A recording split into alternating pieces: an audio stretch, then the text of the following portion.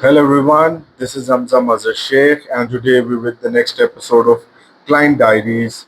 I know I'm late again, but we've been very busy, and I just want to let you know that I'll be late every once in a while, but we're always working on sharing more videos and more insights and more solutions and discussions with our viewers, because the more we discuss, the more solutions we get to. So today is about a fine dining restaurant and a bakery restaurant merged together based on confectionery and more FMCG products. They manufacture everything all by themselves. A little bit of it is sourced. So they have bakeries. This firm has fine dining restaurants all across Pakistan. And the biggest issue was that in the past 3 years, their revenues had declined. Most of half of their restaurants were closed, half of their bakeries were closed, and they did not know what they were doing wrong.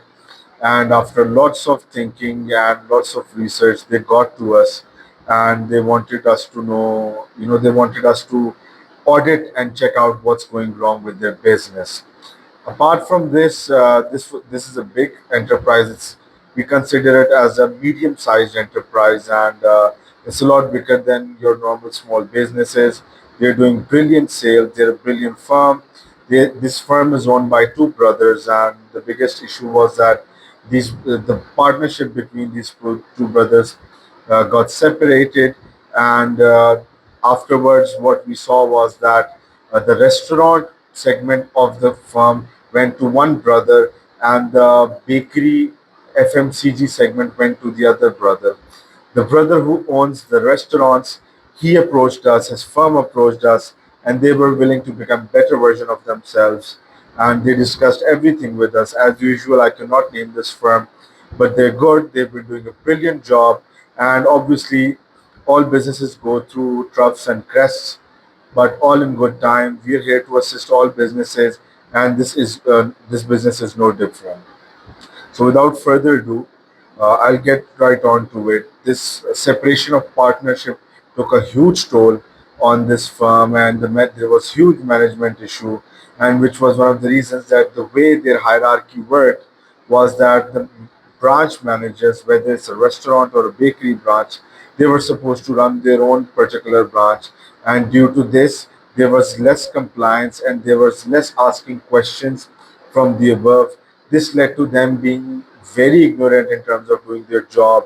And I'll elaborate this management issue once we're in right in the fit of it. But let's get started. Apart from this management thing, the biggest thing that we audited is that this particular restaurant, it's an everyone's restaurant.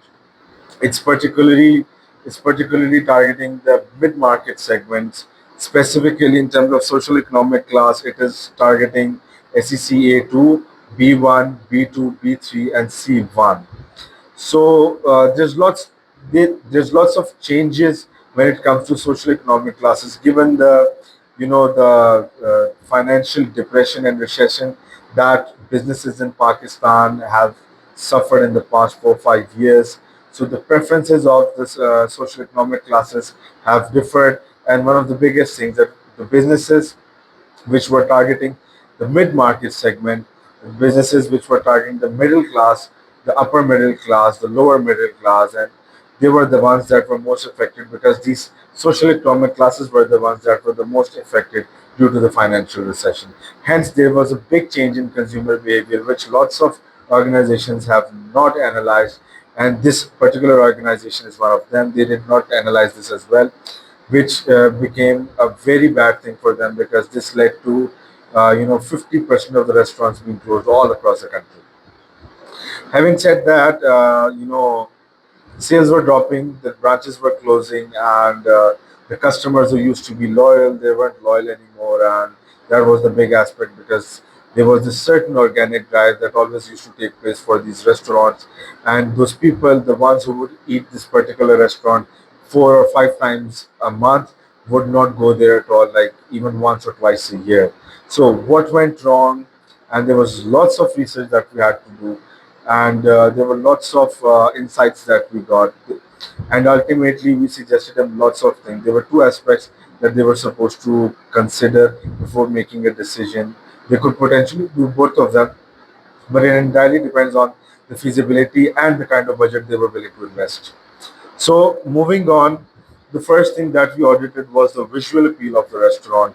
So in previous times, that restaurant chain went without considering this particular idea of, the visual appeal. So they had good chairs, they had good tables, they had good color scheme.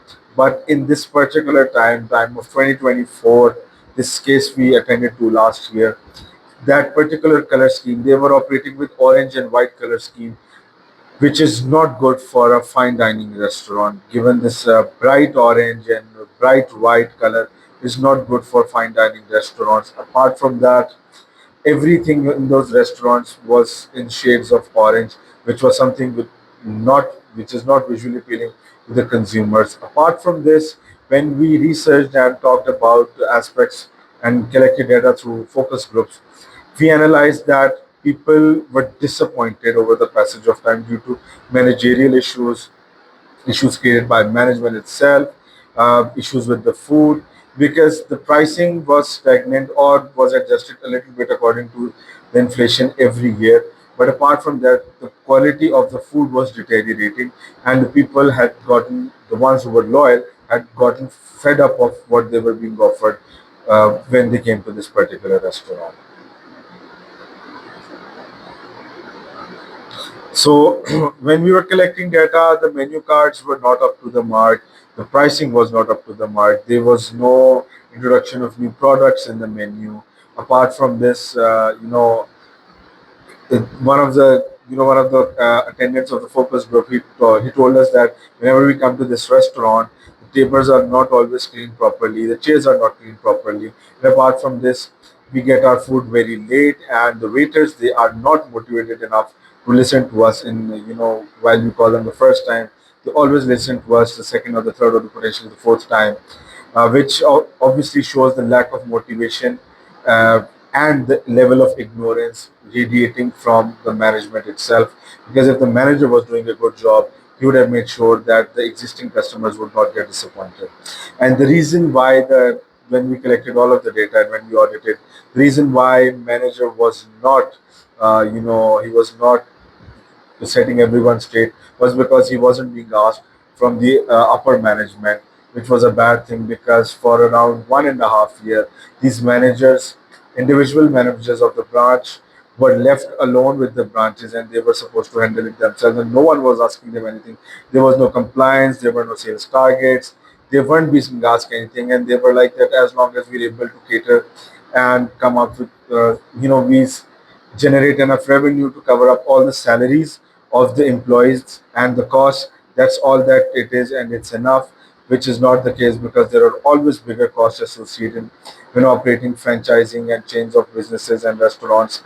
So this was something that where the managers were ignorant and the upper management was ignorant as well. And it all came down to the fact that the partnership dissolution took a huge toll on this firm. And if they weren't set up for recovery, they were looking at a potential decline and ultimate collapse. Apart from this, every big ecosystem is also a small ecosystem on itself. I often say this, and these set of restaurants were beaten by their own surroundings.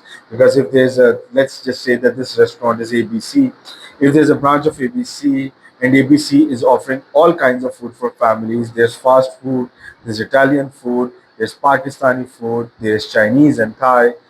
In the surroundings of ABC, specific restaurants started opening. Fast food restaurant, an exclusive fast food restaurant was opened, an exclusive continental restaurants, and likewise all the other category restaurants and cuisine restaurants were opened, which led to their own decline of the particular branch, and the managers weren't fit enough to take action about it. So this was one of the biggest things. They were beaten out of their own small ecosystems. They were dominant in a particular category, but now they were beaten out of other restaurants because other restaurants might offer similar or more premium pricing, but they were offering better quality food and service and the surroundings, which led to the decline of this particular restaurant chain. Apart from this, there was this huge idea about why people wanted to have more variety on the menu, because through the research we found out that this particular restaurant hasn't changed its menu, has not introduced new products in the past 15 years, which is a bad thing. We should have come up with new ideas and new kinds of food. And especially when you're targeting 5 or 6 kinds of cuisines, it is imperative for you to offer new kinds of foods, because at the people who are loyal to you, who come to you regularly, ultimately they get bored of the existing food items that are present within.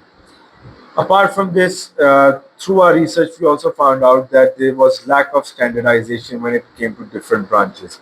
A single set of menu is being offered at all of the branches, but the quality of food was not consistent across the branches, which was one of the biggest reasons that if we would go to branch A, the food would be good, and they would go to branch B and order that similar dish again, the food would not be good. There's something which radiated the the decline of the restaurant to the consumers, which then ultimately led them to get the idea that this restaurant is not going to keep itself together, and they should probably look for alternative restaurants.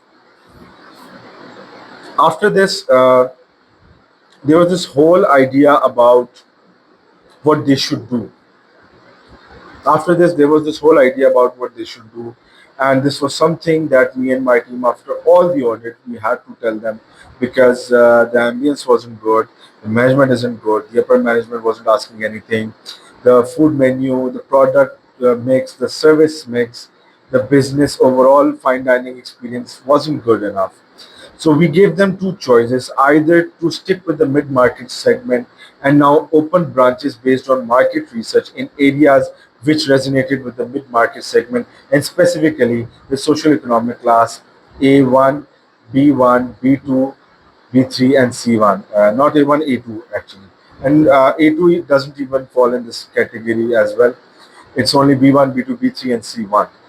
So we gave them the option to either set up an exclusive restaurant without any sub branding and target SEC A1, A2, MAA, and AAA, or either stick with this mid market segment and shift its strategy towards low cost segment, and obviously opening branches in areas which are related to this B1, B2, B3, and C1.